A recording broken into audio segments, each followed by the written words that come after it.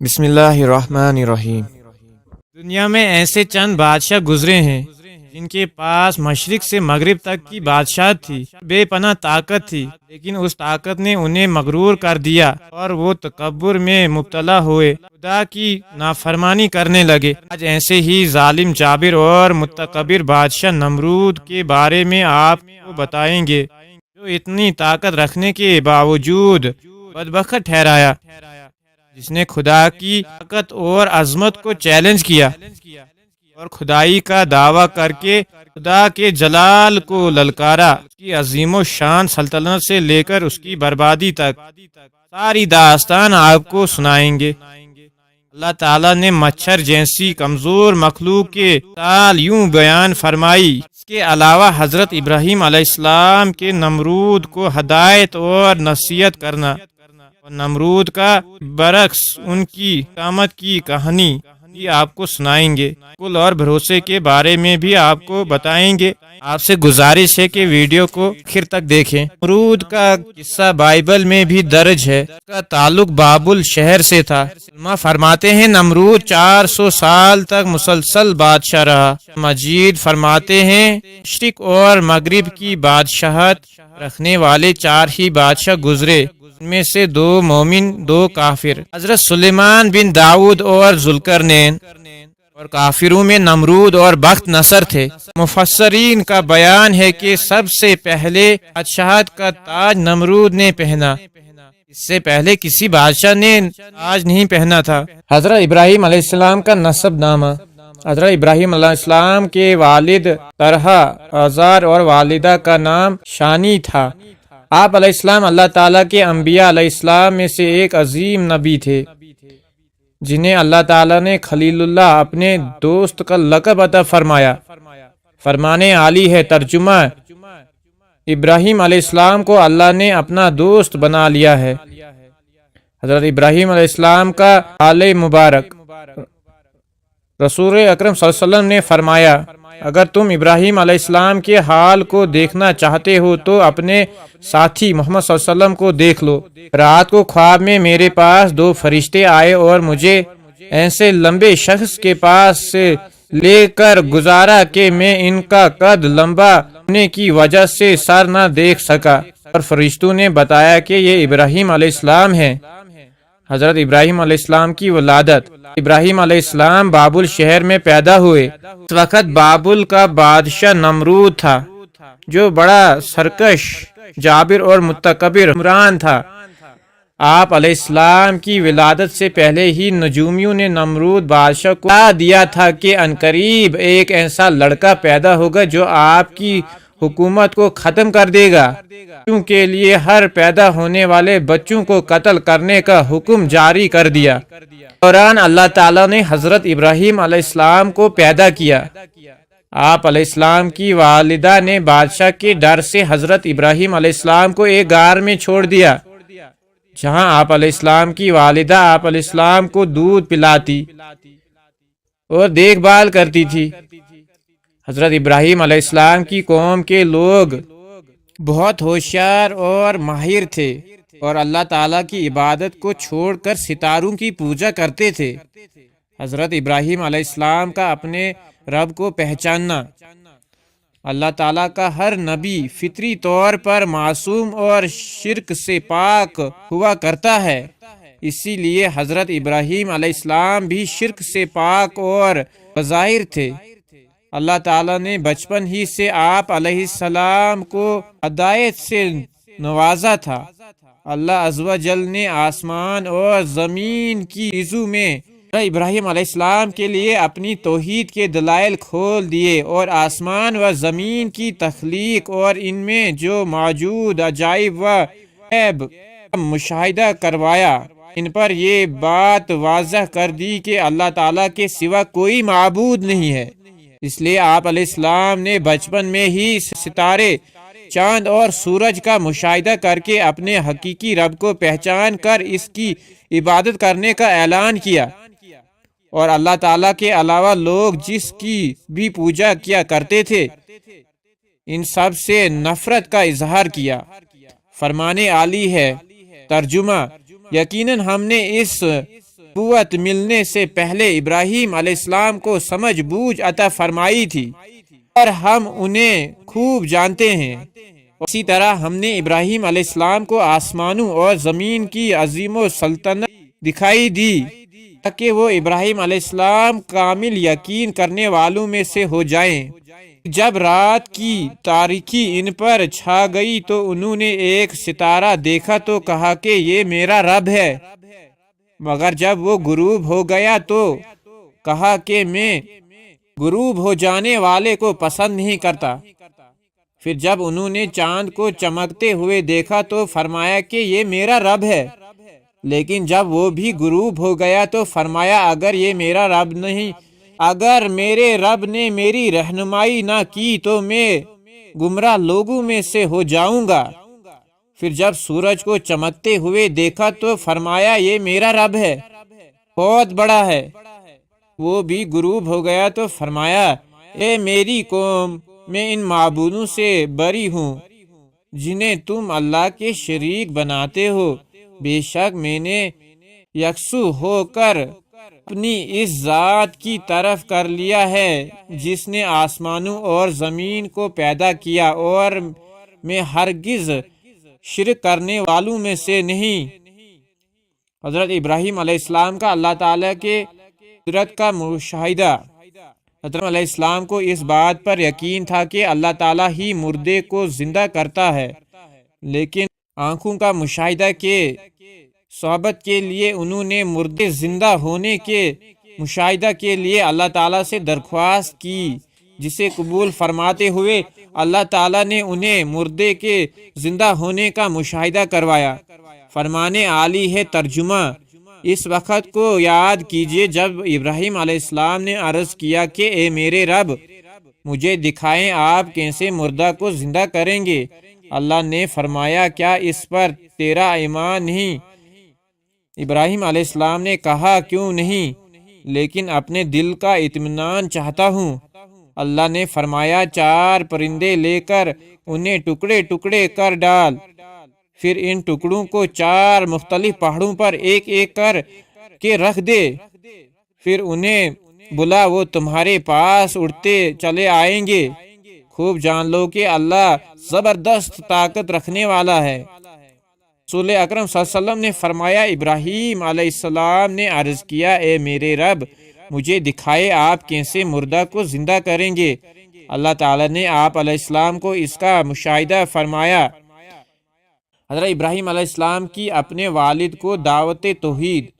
حضرت ابراہیم علیہ السلام نے اپنے حقیقی رب کی پہچان کرنے کے بعد جب اپنے والد کو اللہ تعالیٰ کو چھوڑ کر بتوں کی پوجا کرتے ہوئے دیکھا تو سب سے پہلے انہیں دعوت توحید دی اور اپنے والد کو بڑے پیار و محبت سے حق بات سمجھانے کی کوشش کی۔ فرمان عالی ہے ترجمہ۔ اور وہ وقت بھی یاد کیجئے جب ابراہیم علیہ السلام نے اپنے باپ آزر سے کہا کیا تم بتوں کو معبود بناتے ہو؟ بلا شبہ میں تمہیں اور تمہاری قوم کو کھلی گمراہی میں دیکھ رہا ہوں۔ ابراہیم علیہ السلام نے اپنے باپ سے کہا اے ابا جان، آپ ان چیزوں کی عبادت کیوں کرتے ہیں جو نہ سنتے ہیں نہ دیکھتے ہیں اور نہ ہی آپ کے کسی کام آ سکتے ہیں؟ اے ابا جان، میرے پاس وہ علم آیا ہے جو آپ کے پاس نہیں آیا، اس لیے آپ میری پیروی کریں، میں سیدھی راہ کی طرف آپ کی رہنمائی کروں گا۔ اے ابا جان، آپ شیطان کی عبادت نہ کیجیے، بے شک شیطان اللہ کا بڑا ہی نافرمان ہے۔ اے ابا جان، مجھے اس بات کا ڈر ہے کہ کہیں آپ پر عذاب عالی نہ آ جائے کہ آپ شیطان کے ساتھی بن جائیں۔ حضرت ابراہیم علیہ السلام کی وعظ و نصیحت پر والد کا رویہ۔ حضرت ابراہیم علیہ السلام نے اپنے مشرک باپ کو سمجھانے کے لیے بڑے پیارے انداز میں تبلیغ کی، لیکن بجائے آپ علیہ السلام کی نصیحت قبول کرنے کے اس نے نہایت سختی کے ساتھ آپ علیہ السلام کی دعوت توحید کو رد کر دیا اور ساتھ ساتھ آپ علیہ السلام کو گارنا کرنے کی دھمکی بھی دی۔ فرمان عالی ہے ترجمہ۔ اس آزار نے جواب دیا اے ابراہیم، کیا تو میرے معبودوں سے گانی کر رہا ہے؟ سن لے، اگر تو باز نہ آیا تو میں تمہیں پتھر مار مار کر مار دوں گا۔ بہتری اسی میں ہے کہ تو اس مدت تک مجھ سے دور چلا جا۔ حضرت ابراہیم علیہ السلام کے والد نے دعوت و تبلیغ کو قبول کرنے کے بجائے آپ علیہ السلام کے ساتھ بڑا سخت رویہ اختیار کیا اور چلے جانے کی زندگی گزارنے کو کہا۔ آپ علیہ السلام نے باپ کے سخت رویے پر بھی صبر و تحمل اور ادب کا مظاہرہ کرتے ہوئے انہیں بڑا اچھا جواب دیا۔ فرمانے عالی ہے ترجمہ۔ ابراہیم علیہ السلام نے کہا، اے ابا جان، آپ پر سلام ہو، میں اپنے رب سے آپ کے لیے بخشش کی دعا مانگتا رہوں گا، بے شک وہ مجھ پر بڑا مہربان ہے۔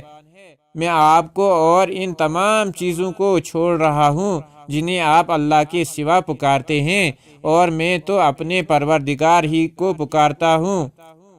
مجھے یقین ہے کہ میں اپنے رب سے دعا مانگ کر محروم نہ رہوں گا۔ حضرت ابراہیم علیہ السلام اپنے والد کے متعلق اپنے والد کے لیے اس وقت تک دعائیں استغفار کرتے رہے جب تک کہ اللہ تعالیٰ نے آپ علیہ السلام کو مشرکین کے لیے دعائیں استغفار کرنے سے منع نہیں کیا۔ فرمانے عالی ہے ترجمہ۔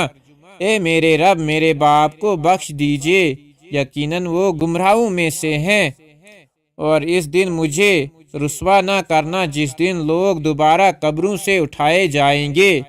ابراہیم علیہ السلام نے کہا، اے میرے رب، مجھے، میرے والدین اور تمام مومنوں کو حساب قائم ہونے والے قیامت کے دن معاف فرما دینا۔ ابراہیم علیہ السلام کو اپنے باپ کے لیے دعائے مغفرت مانگنا تو صرف اس وعدے کی وجہ سے تھا جو انہوں نے اسے اپنے باپ سے کر لیا تھا۔ پھر جب ابراہیم علیہ السلام پر یہ بات واضح ہو گئی کہ وہ اس کا باپ اللہ کا دشمن ہے تو وہ اس سے لا تعلق ہو گئے۔ رسول اکرم صلی اللہ علیہ وسلم نے فرمایا، ابراہیم علیہ السلام قیامت کے دن اپنے والد آزر سے اس حالت میں ملیں گے کہ اس کے چہرے پر گرد و غبار اور سیاہی ہوگی۔ ابراہیم علیہ السلام فرمائیں گے، کیا میں نے آپ کو نافرمانی سے منع نہیں کیا تھا؟ وہ کہے گا کہ آج میں آپ کی نافرمانی نہیں کروں گا۔ تب ابراہیم علیہ السلام درخواست کریں گے، اے اللہ، آپ نے مجھ سے وعدہ کیا تھا کہ قیامت کے دن میں تمہیں رسوا نہیں کروں گا۔ اس سے بڑھ کر اور کیا رسوائی ہو سکتی ہے کہ میرے باپ میرے سامنے تیری رحمت سے دور ہے؟ اللہ تعالیٰ فرمائیں گے، میں نے کافر پر جنت حرام کر دی ہے۔ پھر اللہ فرمائیں گے، ابراہیم تمہارے قدموں میں کیا ہے؟ آپ علیہ السلام قدموں کی طرف دیکھیں گے تو نجست سے نظر آئے گا جسے ٹانگوں سے پکڑ کر جہنم میں پھینک دیا جائے گا۔ حضرت ابراہیم علیہ السلام نے اللہ کی طرف سے ملنے کے بعد اپنے پوری قوم کو اللہ کی توحید کی دعوت پیش کی، مگر قوم بتوں کی عبادت پر جمی ہوئی تھی۔ انہوں نے حضرت ابراہیم علیہ السلام کی دعوت کو انکار کرتے ہوئے آپ علیہ السلام سے جھگڑنا شروع کر دیا اور آپ علیہ السلام کو اپنے معبودوں سے خوب ڈرایا دھمکایا، مگر آپ علیہ السلام نے اس وقت بھی بڑا صبر و تحمل اور استقامت کا مظاہرہ کیا۔ فرمانے عالی ہے ترجمہ، اور ابراہیم علیہ السلام کی قوم نے ان سے جھگڑا کرنا شروع کر دیا تو انہوں نے فرمایا، کیا تم اللہ کے بارے میں مجھ سے جھگڑا کرتے ہو، حالانکہ اس نے مجھے سیدھی راہ دکھائی ہے، اور میں ان معبودوں سے ہرگز نہیں ڈرتا جنہیں تم اللہ کے ساتھ شریک بناتے ہو۔ ہاں، اگر میرے پروردگار ہی کی کوئی مشاہد ہو تو وہ ضرور ہو سکتی ہے۔ میرے پروردگار ہر چیز کو اپنے علم میں گھیرے ہوئے ہے۔ کیا تم پھر بھی نصیحت حاصل نہیں کرتے ہو؟ اور میں تمہارے ٹھہرے ہوئے شریکوں سے کیسے ڈروں، جبکہ تم اللہ کے ساتھ ان چیزوں کو شریک ٹھہراتے ہو؟ نہیں ڈرتا جن کے لیے اس اللہ نے تم پر کوئی دلائل نازل نہیں کی ہے۔ پھر اگر تم چاہتے ہو تو بتاؤ، کیا دونوں میں سے کون سی جماعت امان کی زیادہ حقدار ہے؟ اور اے نبی صلی اللہ علیہ وسلم، آپ انہیں ابراہیم علیہ السلام کا واقعہ بھی سنائیں جب انہوں نے اپنے باپ اور اپنے قوم سے پوچھا تم لوگ کس کی عبادت کرتے ہو؟ انہوں نے جوابات دیے کہ ہم بتوں کی عبادت کرتے ہیں اور ہم ہمیشہ انہی کی عبادت کرتے رہیں گے۔ ابراہیم علیہ السلام نے پوچھا جب تم انہیں پکارتے ہو تو کیا وہ تمہارے بات سنتے ہیں یا وہ تمہیں نفع یا نقصان پہنچا سکتے ہیں؟ انہوں نے جواب دیا کہ یہ ہم کچھ نہیں جانتے، ہم نے تو اپنے باپ دادا کو اسی طرح کرتے پایا ہے۔ ابراہیم علیہ السلام نے فرمایا کبھی تم نے ان میں غور و فکر بھی کی ہے جن کی تم عبادت کرتے ہو؟ تم اور تمہارے پہلے باپ دادا، بلا شبہ یہ سب میرے دشمن ہیں جو تمہیں جہنم میں لے جائیں گے، سوائے اللہ رب کے جس نے مجھے پیدا کیا ہے اور وہی میری رہنمائی کرتا ہے اور وہی مجھے کھلاتا اور پلاتا ہے، اور جب میں بیمار پڑتا ہوں تو وہی مجھے شفا عطا فرماتا ہے، اور وہی مجھے موت دے گا پھر دوبارہ زندہ کرے گا، اور وہی ہے جس سے میں امید رکھتا ہوں کہ وہ قیامت کے دن میرے خطائیں معاف فرما دے گا۔ جب انہیں ابراہیم علیہ السلام نے اپنے باپ اور اپنے قوم سے پوچھا یہ مورتیاں کیا ہے جن پر تم عبادت کے لیے جمع رہتے ہو؟ انہوں نے جواب دیا ہم نے اپنے باپ دادا کو عبادت کرتے ہوئے پایا ہے۔ آپ علیہ السلام نے فرمایا پھر تو تم اور تمہارے باپ دادا کھلے گمراہ ہیں۔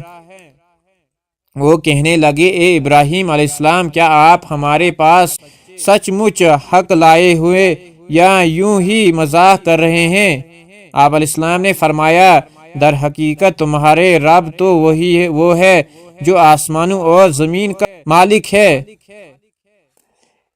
جس نے انہیں پیدا کیا ہے، اور میں اس بات کی تمہارے سامنے گواہی دیتا اللہ کی قسم کھاتا ہوں بعد میں تمہارے بتوں کے خلاف ضرور کروں گا۔ جب حضرت ابراہیم علیہ السلام کی دعوت و توحید کو قوم نے ماننے سے انکار کر دیا تو آپ علیہ السلام قوم کو توحید کا سبب سکھانے کے لیے موقع کی تلاش میں تھے۔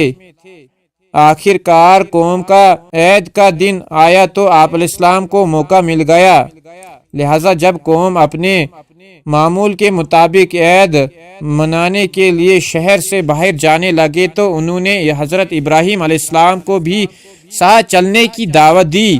آپ علیہ السلام نے سوچا کہ قوم کو مطمئن کرنے کے لیے کوئی ایسی تدبیر پیش کی جائے کہ وہ ساتھ لے کر جانے پر اصرار نہ کریں، اور میں قوم کے معبودوں کو توڑ کر قوم کو یہ سمجھا دوں کہ جن بتوں کی تم عبادت کرتے ہو وہ تمہارے تو درکنار اپنی حفاظت کرنے کی بھی صلاحیت نہیں رکھتے، چونکہ اس دور میں علم نجومی ستاروں کو دیکھ کر معلومات حاصل کرنا بڑا عام تھا، لہذا آپ علیہ السلام نے قوم کو مطمئن کرنے کے لیے ستاروں کی طرف دیکھ کر فرمایا میری طبیعت ناساز ہے۔ فرمان عالی ہے۔ ترجمہ بس ابراہیم علیہ السلام نے ایک نظر ستاروں کی طرف دیکھا پھر کہا میری طبیعت خراب ہے۔ اس جواب پر قوم کے لوگ ابراہیم علیہ السلام کو چھوڑ کر اپنے قومی تہوار منانے چلے گئے۔ پھر ابراہیم علیہ السلام نے چپکے سے ان کے معبودوں کے پاس بت خانے میں گئے اور ان کے سامنے طرح طرح کے کھانے دیکھ کر کہا تم کھاتے کیوں نہیں؟ تمہیں کیا ہو گیا ہے؟ تم بولتے کیوں نہیں؟ پھر آپ اپنے پوری قوت کے ساتھ اپنے ہاتھ سے انہیں توڑنے لگے۔ بس ابراہیم علیہ السلام نے بڑے بت کو چھوڑ کر باقی سب بتوں کو ٹکڑے ٹکڑے کر دیا تاکہ وہ اسی بڑے بت کی طرف لوٹیں۔ حضرت ابراہیم علیہ السلام کی قوم کے لوگ جب عہد منا کر واپس لوٹے تو سب سے پہلے اپنے بتوں کی عبادت کے لیے بت خانے میں گئے اور اپنے معبودوں کو ٹوٹے ہوئے دیکھ کر غصے میں آ گئے۔ اور کہنے لگے کہ کس نے ہمارے معبودوں کی توہین کی ہے۔ ان میں سے جن لوگوں کے سامنے حضرت ابراہیم علیہ السلام نے بتوں کے خلاف کارروائی کرنے کی قسم کھائی تھی، انہوں نے کہا کہ یہ کام ابراہیم کی ہو سکتی ہے کیونکہ وہ ہمارے معبودوں کا دشمن ہے۔ فرمانے عالی ہے ترجمہ، وہ واپس آنے پر بتوں کا حال دیکھ کر کہنے لگے ہمارے معبودوں کے ساتھ یہ کس نے کیا؟ ایسے شخص تو یقیناً ظالموں میں سے ہے۔ بعض لوگوں نے کہا ہم نے ایک نوجوان کو ان کا تذکرہ کرتے ہوئے سنا تھا جسے ابراہیم علیہ السلام کہا جاتا ہے۔ سب نے کہا اچھا، اسے پکڑ کر لوگوں کی نگاہوں کے سامنے لاؤ تاکہ سب لوگ اسے دیکھیں۔ جب ابراہیم علیہ السلام آ گئے تو انہوں نے کہا اے ابراہیم، کیا آپ نے ہمارے معبودوں کے ساتھ یہ حرکت کی ہے؟ آپ علیہ السلام نے شرمندہ کرنے کے لیے جواب دیا بلکہ یہ کام ان نے کیا ہوگا۔ اگر یہ بت بول سکتا ہے تو تم ان سے پوچھ لو۔ یہ سن کر وہ اپنے دلوں میں حق کے قائل ہو گئے اور دل میں کہنے لگے در حقیقت تم ہی ظالم ہو۔ پھر وہ فوری ہی ارتاب حقیقت سے مکر گئے، کہنے لگے اے ابراہیم، تمہیں تو معلوم ہے کہ یہ بت بولتے نہیں ہیں۔ ابراہیم علیہ السلام نے کہا کیا تمہیں اللہ کے علاوہ ایسی چیزوں کی عبادت کرتے ہو جو نہ تو تمہیں نفع پہنچا سکتے ہیں اور نہ ہی نقصان؟ افسوس ہے تم پر اور تمہارے ان معبودوں پر جن کی تم اللہ کے سوا عبادت کرتے ہو۔ کیا تمہیں عقل سے کام نہیں لیتے؟ جب حضرت ابراہیم علیہ السلام کی قوم آپ علیہ السلام کے پیش کردہ جواب ہو گئے تو جیسے کہ ہوتا ہے کہ جب وہ دلائل کے سامنا بے بس ہو جاتے ہیں تو طاقت کے استعمال پر اصرار کرتے ہیں، اسی طرح قوم ابراہیم علیہ السلام نے بھی کیا۔ انہوں نے آپس میں یہ طے کر لیا کہ اب ابراہیم علیہ السلام کو خاموش کرنے کی ایک ہی صورت ہے کہ ہمیں انوی بھڑکتی ہوئی آگ میں ڈال کر جلا دیں تاکہ دنیا کے لوگ ان کی بے بسی کا اپنے آنکھوں سے نظر کر لیں اور ہر شخص کو معلوم ہو جائے کہ جو ہمارے معبودوں کی توہین کرے گا ہم اس سے اسی طرح دردناک سزا دیا کرتے ہیں۔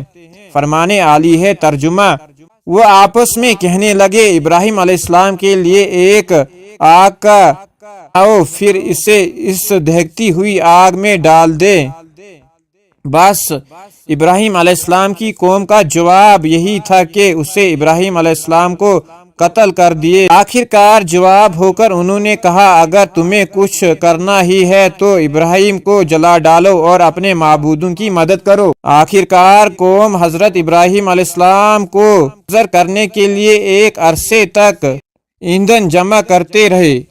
جب ایندھن جمع ہو گیا تو اسی آگ لگا دی اور جب آگ سے بڑے بڑے شعلے بلند ہونے لگے تو حضرت ابراہیم علیہ السلام کو جس سے بڑے بڑے پتھر پھینکے جاتے تھے کے ذریعے دور سے آگ میں ڈال دیا۔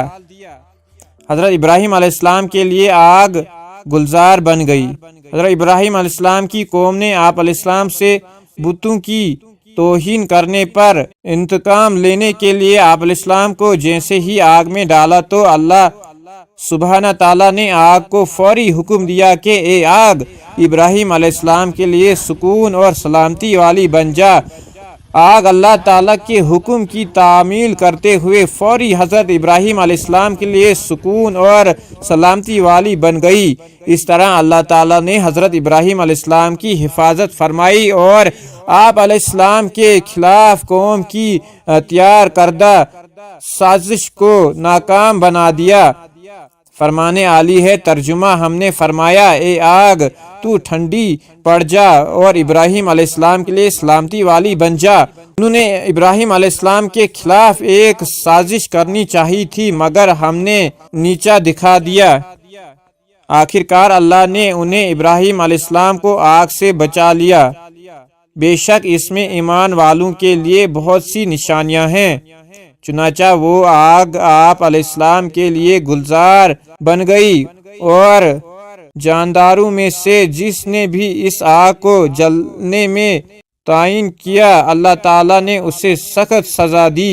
احادیث رسول اکرم صلی اللہ علیہ وسلم، جب حضرت ابراہیم علیہ السلام آگ میں ڈالے گئے تو گرگٹ کے علاوہ باقی تمام جانداروں نے آگ بجھانے کی کوشش کی، لیکن گرگٹ نے آگ کو بھڑکانے کے لیے پھونک ماری، اس لیے آپ علیہ السلام نے اسے مارنے کا حکم دیا۔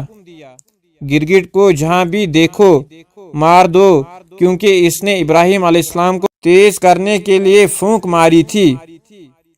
جو ایک ضرب کے ساتھ گرگٹ کو مار ڈالے اس کے لیے 100 نیکیاں لکھ دی جاتی ہے، جو دوسرے چوٹ میں اس کے لیے اس سے کم، اور جو تیسری چوٹ میں اس کے لیے اس سے بھی کم نیکیاں لکھ دی جاتی ہیں۔ حضرت ابراہیم علیہ السلام نے آگ میں ڈالے جانے سے پہلے یہ کلمات پڑھے تھے۔ ترجمہ: ہمارے اللہ ہی کے لیے کافی ہے اور وہی بہترین کارساز ہے۔ غزوہ احد اور غزوہ خندق کے موقع پر آپ علیہ السلام کو جب دشمنوں نے دھمکی دی کہ تمام لوگ اپنے آپ علیہ السلام کے خلاف جمع ہو چکے ہیں، تو آپ علیہ السلام نے بھی یہی کلمات پڑھے تھے، اور صحابہ رضی اللہ تعالیٰ عنہ کو بھی یہی پڑھنے کی تلقین کی۔ وضاحت: جب انسان کسی بھی مشکل میں پھنس جائے تو یہی کلمات پڑھے، اللہ تعالیٰ کے فیض و کرم سے اسے مصیبت سے چھٹکارا مل جائے گا۔